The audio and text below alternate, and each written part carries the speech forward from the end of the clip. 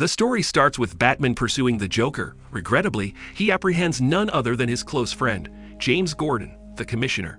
He seems to be just another diversion for him now that he has contracted the Joker's poison.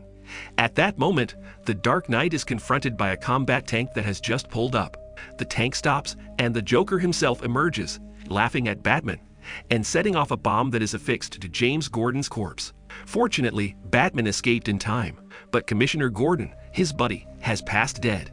Batman is being taunted by the Joker until the troops from the tower open fire on him, at which point the Joker runs inside for safety. Killer Croc is given the command by Joker to defeat the troops. Killer Croc turns to face Batman, but as the Dark Knight charges past him in the direction of the Joker, Solomon Grundy, the walking zombie monster, stops him.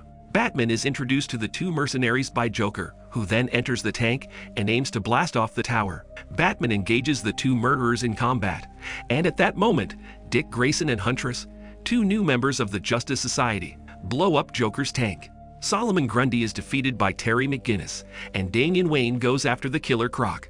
It seems that Bruce Wayne himself has given the Justice Society the task, but as he carries the Joker away, he rejects the whole squad, saying they are just interfering with his entire business. Dr. Fate, the physician, is psychoanalyzing the psychopirate. Under the alias Dr. Spectre, psychopirate travels back in time to disclose his confession. He was raised in an amazing environment and has always been a typical free-thinking youngster. However, it all began when his parents began to quarrel and fight, which caused him a great deal of suffering and sorrow. They managed to get him into a boarding school in Old Bavaria, where he endured constant harassment and abuse from other kids. His destiny was sealed day by day. However, he eventually discovered his psychic abilities, or mojo. Dark days began when he got one of the kids who were tormenting him to pick up a rake and murder another child. Gradually, he made his way forward, taking control of the bodies and minds of the children around him. Eventually, the police broke down the school doors and discovered a number of hanging students and teachers' corpses in the corridor, along with an army of mind-controlled children who were waiting for them. The psychopirate decided to join the Nazis with the intention of growing the Third Reich, the Nazi Empire, after standing on the sidelines for years. He used deceit to get Nazi leaders to give him the position of captain on an Atlantic-bound ship. Disguised as commoners, they would send out SOS signals to Allied party ships, and when they were near enough, they would ambush the ship viciously, killing it along with the crew. Psychopirate enjoyed being in charge of their suffering. His plan was foiled by a storm, forcing him to pull himself and a few survivors into a lifeboat. In order for him to live on the boat by himself, he persuaded others to leap overboard and commit suicide. The Guardians of Atlantis emerged from the water as he sent out one more call for psycho signals. When the psychopirate attempts to penetrate the monarch of Atlantis' mind, it is unsuccessful, according to the Guardians. Despite the king's best efforts, he ultimately succumbs to the spell of psychopirate, even though the Guardians are already under its influence. As it moves throughout the galaxy, the Monitor records the origins and endings of planets and universes. When spaceships are struck by debris, he requests a report from the main satellite. According to the satellite, it's a tiny broken pod from planet Krypton that holds a dying female Kryptonian. Because the Monitor is worried, the satellite rescues the Kryptonian by bringing the pod into the spacecraft. The child is given soup via the satellite to help her get energy, but she does nothing. Satellite is in need of company, so she extends an invitation to the Monitor to join her for supper. The girl begins to consume the soup and gradually becomes acclimated to her new environment. The Monitor presents himself to the universe by his own effort. The next day, they have supper together as Kara Zor-El bombards the Monitor with inquiries. Afterwards, Kara discovers the hangar containing her pod and opens it. She views a film of her history with her mother when the pod reacts to her presence inside and quickly learns that her home planet, Planet Krypton, has been destroyed by a devastating explosion. Kara is enraged after learning the truth about her home planet, but the Monitor is waiting for her to join him for supper. When she finds that she is the last living Kryptonian, she loses it badly, but the Monitor assures her differently. Since he is her cousin and also survived the explosions, he shows her pictures of Cell from Earth. In an attempt to locate her relative on Earth, Kara crashes off the satellite. Returning to the confession, we see that Dr. Fate is constrained, a weak elderly man who is already lost, and a psychopirate who cannot break through his mental barriers. The pirate is afraid for the first time in his life when Dr. Fate appears and compels him to absorb the ability to travel among universes, but shortly after he discovers the harsh reality, the Monitor tracks the antimatter wave's path as it obliterates the universe. The Monitor is thrilled with Kara's win as well, as the satellite watches Kara's journey battle the Brainiac in the Black Circle. In the epilogue, Kara visits the Kent farm in an attempt to find Kal-El, but to her chagrin, a satellite arrives and drags her back to the Monitor. She attempts to strike the Monitor, but it is impervious to any deadly blows. He gives her an explanation of the antimatter wave's predicament and requests her assistance in coming up with a strategy to halt the wave. The Monitor gives Kara a portion of his life force energy in exchange for her cooperation in order for the master plan to succeed. In the meanwhile, the psychopirate shows up in a riot-filled metropolis and makes an attempt to hide in an alleyway to get away from the mayhem. He utilizes the ability bestowed upon him by fate to leap to another universe, seeing Flash pursuing him around every corner. In that world, the populace is revolting against his power since he has once again failed to meet his objectives. He receives an invitation from Harbinger to join the Monitor in order to stop the antimatter wave from destroying the universe. On Earth 18, everyone is on high alert for the antimatter wave. When Superman notices a wave approaching, he signals to everyone else to charge the towers and be ready for the wave. While the heroes on each Earth charge up their own towers and prepare for collision, satellites monitor every Earth. Wonder Woman asks Superman, her partner, to help her go back to safety. On Earth 17, Kal-El has various problems when the tower warms up since there is insufficient infrastructure. Kara is instructed by Monitor to join Kal-El and fix the issues. After being sent to Earth 17 by Monitor, Kara teams up with Cell to extinguish the flames and charge the tower. They successfully block the antimatter wave as they brace for collision.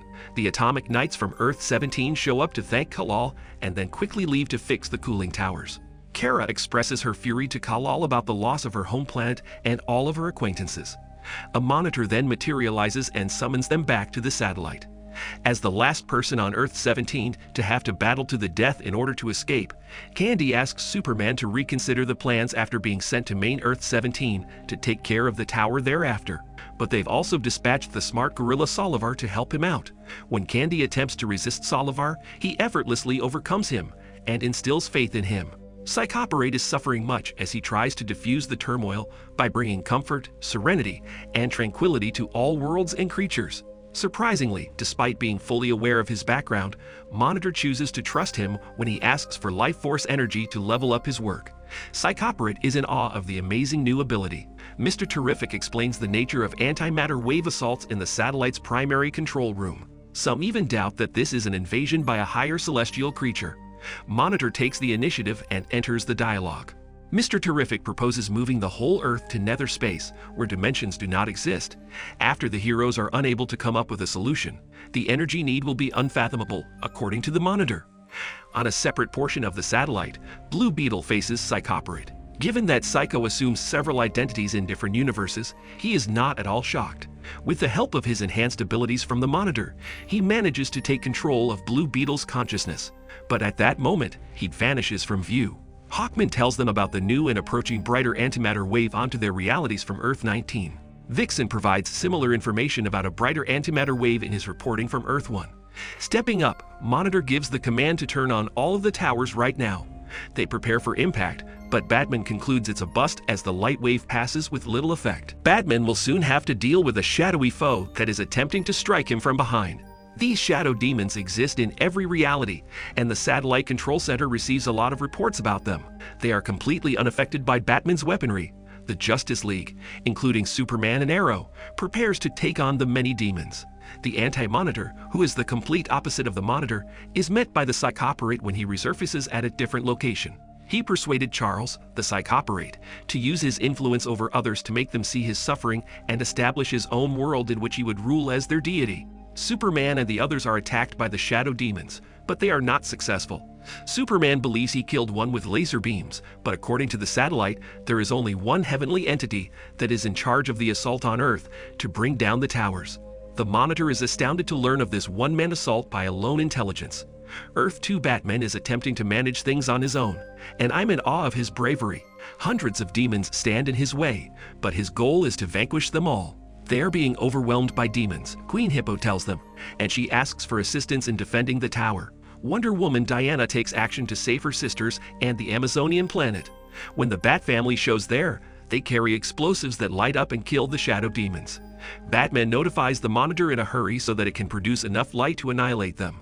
When the demons show up on Earth 17, Candy is busy fixing the tower. He calls on Soliver for assistance as he attempts to eliminate them as much as possible with his UV gun. Leaping from the tower, Soliver rushes to protect Candy from the demons. After being bitten by a demon during a struggle, Candy is forced to the ground. While attempting to cover for Candy, Soliver is wounded by a demon. Nevertheless, he quickly puts his rifle in high-velocity mode and eliminates all of the shadow demons along with the explosion. Candy, grieving at the loss of his lone companion on Earth 17, cradles Soliver in his arms. As Wonder Woman battles the demons, the satellite provides her with information. She draws her light of truth, wields it against the shadow demons, and uses its strength to annihilate them.